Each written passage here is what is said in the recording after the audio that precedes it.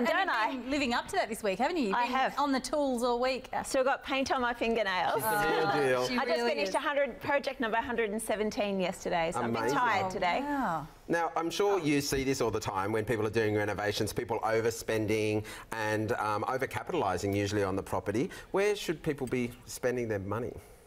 Where they should be spending money is the big things that add the most value, and normally they're things that can be seen. So I always say invest your money in visual surface improvements, things like you would never invest money in insulation, for example, particularly if you're doing a cosmetic renovation. So, yeah. What should you invest in, materials or labour? You need a bit of both. So there's some general rules of thumb when you're renovating for profit. So typically your budget-wise, I guess if we talk about budgets first, so people often say, look, what do we spend on our cosmetic renovation? So typically 10%, if you've got a house, it's 10% of your current property value. So just to break that down, let's say, for example, your house is currently worth $600,000. You would spend $60,000 on your cosmetic renovation and not a cent more. And that's to transform the whole property inside and out. And every dollar that you spend over that, you're over-capitalising. For apartments, it's around 7.5% as a general rule of thumb, so don't spend more than that. You can spend less if you do great. And for structural renovations, there's really no formula, because a structural renovation really depends on how many square metres and the quality of the fixtures and fittings, but there's some really good rules of thumbs to stick by. When you're adding all of that up, is it easy to forget the cost of labour when you kind of think, oh, the kitchen cupboards will cost this much and the paint will cost that much? Labour is still a concern, isn't it? It is, yeah. So typically with your budgets, 40% of your budget will typically go on materials and 60% on labour. So it's generally a good rule of thumb. So what people should do, first of all, is they should cost up their whole renovation before they start, and that's what most Australians don't do. So what happens is people start a renovation and they don't really have a grand plan before they start, and then they start and a whole host of things go wrong. And I've seen these amazing tiles that I must have. That's right, yeah. and they get carried away, and they plan to spend $50,000 and they end up spending $500,000. So it can all be avoided. Whoops. Yeah, and there's nothing you can do about it after the fact. So if you plan, so what happens is I'll map out a renovation in its entirety before I start, so I know exactly what's happening on what days, what materials I'm installing, and often when I cost up a project initially, I might say, for example, if it's a $500,000 house and my reno budget's $50,000, I might cost everything up, and it might come to $70,000 before I start. So then what I do is I cull before the renovation starts, and that's the smartest way to renovate. I've also been, along to your workshops and seen your crowds go crazy. It's like Madonna's arriving. You also talk interestingly about not a cent more, but not a cent less. So you still think that spending that amount is important to realise the value of the property that you're renovating? Yeah, you've got to be careful not to skimp too much, because buyers and renters are not stupid. So, for example, as I said earlier, I just finished project number 117 yesterday, and one of the things that I did is I installed some aluminium slimline Venetians, but I went that one step further and I added beautiful curtains, because I could have saved money there, but the property wouldn't have looked as nice, and that would have been more difficult to achieve a resale price at the level that I wanted. Right, now you like to buy materials in bulk formats, which not everybody can do, obviously, but how does that work for you? Oh no, everybody can buy materials in bulk formats. So I've got a bit of show and tell today. I feel like a teacher. So things cost, in terms of saving money on bulk formats, for example, I just picked these up from Bunnings this morning. Bunnings is my favourite store. People think Toys R Us, isn't it? I know, people think I shop at Prada. I don't, it's Bunnings. So, for example, this is just a normal PowerPoint that you can get in Bunnings. Prada doesn't sell those. No, they don't. But we can always start. Gold encrusted PowerPoints. Yeah. So this particular PowerPoint was actually about, I've actually written the prices here, $7.35 if you buy this single. So what happens is most people will go into stores like Bunnings and they'll just grab, 40 PowerPoints, because that's about how many PowerPoints you need across a whole property, and you'll pay $7.35. But if you just go like a few bays over, you can actually buy the bulk pack of 10, so this is just a trade pack, and the price actually drops down to $6.29. So you've actually just instantly saved $1.10 per PowerPoint, and 40 PowerPoints in a property, there's a $45 saving. So you might not think, oh, that's much, but it's $45 saving here, $50 there, correct. $80 there. Which is the money for the curtains. That's exactly or right. amazing handles in the kitchen instead of the boring basic ones. I got to show you the kitchen. All right, Oh, it's like you knew what was coming. it was. It's like we scripted We speak that. the same language, I suppose. We do. So this is just a normal kitchen cupboard handle. Now, every kitchen normally takes between 30 to 40 handles in a standard kitchen. Yep. Okay, you've seen it? How much is that one? That one is $4 if you buy it individually. Now, if you have a look, this is a bulk pack of 10, so it's just a trade pack. Would you say that is almost an identical handle? Yeah, it looks identical. So if you buy them in the bulk pack, this is $4 individually, this is $2.30. So your handles are almost half price just by buying in the bulk pack of 10. Yeah, I love it. Okay, rollers. Just their rollers. Like, people don't think about their paintbrushes and rollers. This is just a little 2-pack of material rollers. That's $5 for 2 rollers, so it works out $2.50. If you buy it in the bulk pack, the price drops down to $1.80 per roller. So everything you can save money just by buying in the right format. Even your paint. Your paint is one of the biggest things that most people invest money in their renovations. So this is just a 2 litre of Taubman's, and this is on a small format. This is $25 a litre. If you go up to the next size, it drops down to around $17 a litre, and then if you go up to the 10-15 litre drums, which I didn't fancy carrying into the studio today, the price... You don't care about this segment, Cherie.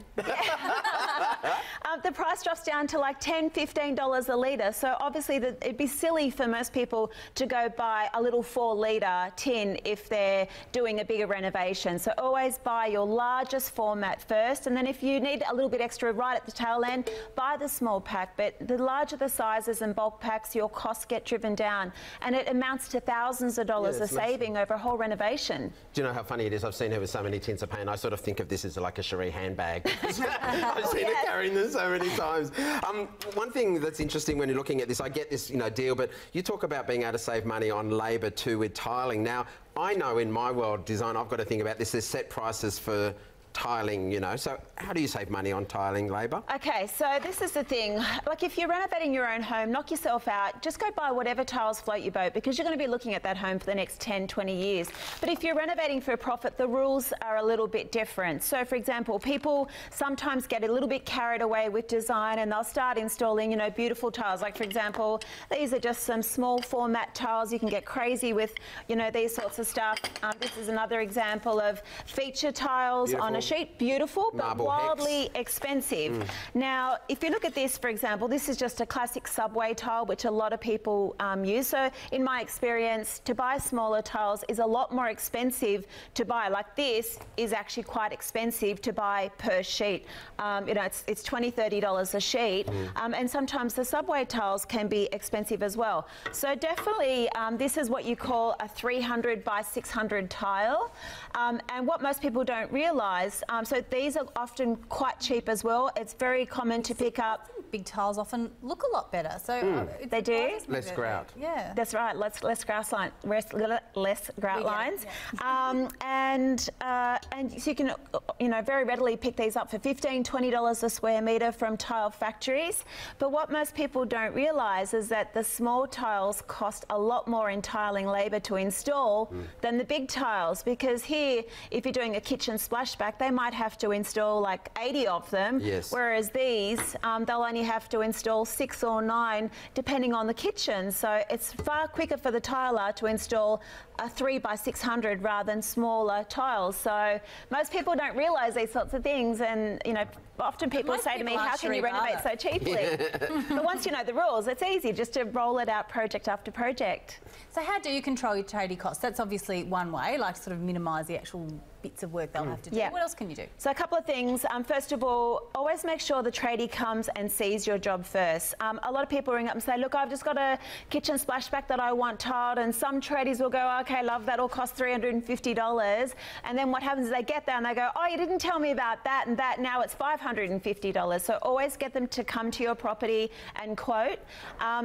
Definitely, where possible, give them a scope of works. As a homeowner, you yourself need to be really clear about what you want. So what happens is a tradie will start job and the homeowner will go, oh, can you do this as well? Can you do that as well? And the tradie will always go, yeah, of course I can do that, but Tick, that'll tick, cost tick. you extra, love, Ding. and that's a variation. Yeah. And tradies make their money on variations.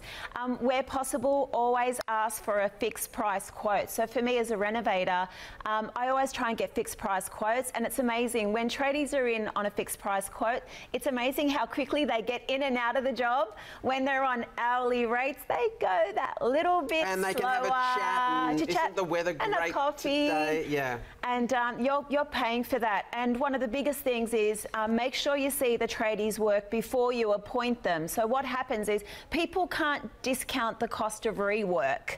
If you don't know the quality of a tradie's works before you appoint them and they don't do a great job, you're going to have to bring somebody else in that ultimately costs you money. So there's some big trades that I say always check their work. Painters, floor sanders, tilers. You don't need to check a landscape gardener because anybody can plant a plant literally.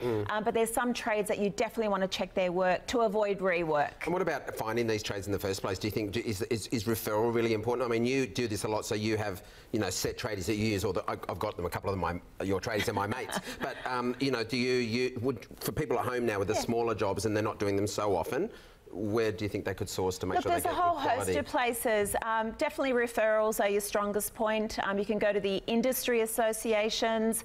You can also, believe it or not, there's actually, tradies often will refer other trades. Like there's a lot of bromance in trade land. Like they know everybody. And if you say, hey, like if I said to Mick my chippy, that's a real Aussie name, isn't it? I'm Australian, Mick the chippy.